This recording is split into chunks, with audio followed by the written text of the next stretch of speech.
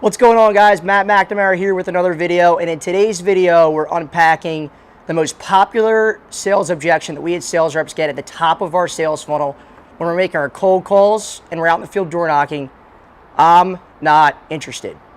Okay, so before I go over how I properly handle that objection and move the conversation forward, I first wanted to touch on my viewpoint and stance on the objection. So when I'm making cold calls and out in the field door knocking and someone tells me, Matt, I'm not interested, some of them truly mean I'm not interested, but the majority of them are saying, Matt, I might be interested, but I've spent lots of time with sales reps over the past year. They've wasted my time, they suck, and you're probably that same guy too. Where they might be saying, Matt, I might be interested, but I have something more important to take care of right now, so I'm not interested right now. So I'm not interested. It's a simple resistance, okay? They're not even objecting. They don't have nothing to object to because you haven't even pitched them how you might be able to serve them right now or down the road. They just don't want to get into a sales conversation because no one likes to get sold to. I don't blame them. So here's my 4-step framework on how to handle every objection and how to handle I'm not interested. So step number 1, you're going to pause. Step number 2, you're going to use a ledge statement.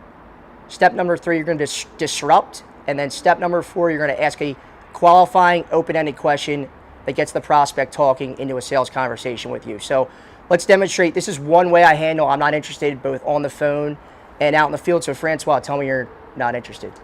Matt, I'm just not interested in this type of product right now. That makes sense, Francois. Most companies aren't interested the first time I call. Let me ask you this real quick. On a scale of 1 to 10, 1 being poor, 10 being awesome, where does your office space fall on that scale? So that is one way to handle that objection. Another way to handle the objection is this. So Francois, tell me you're not interested again. Matt, I appreciate your phone call, but it's just not something I'm looking to buy right now. That makes sense, Francois. It's extremely rare when my timing is perfect. It's my goal to build a relationship with you over time, so when that need does pop up down the road, you know who to call on. When does it make sense for you and I to sit down and have a conversation about how we could possibly drive value to your next office-based project? So that's another way to handle it. It's really important. It's not necessarily the words, it's the framework and process. Pause to take in what the prospect said. It shows that you listen to the prospect.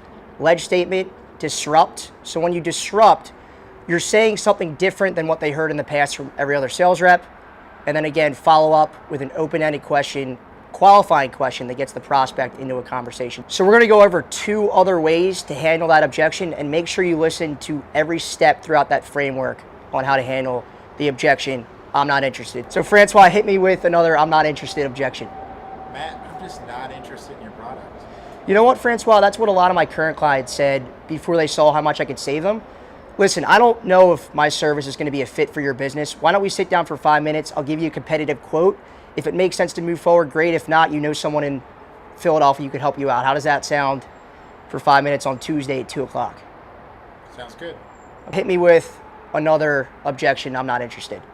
Matt, I've gotten all your phone calls, and you know what? I've never called back because it's just not something I'm looking to buy. Okay, Francois, I actually didn't expect you to be interested. If you were, you would have called me back.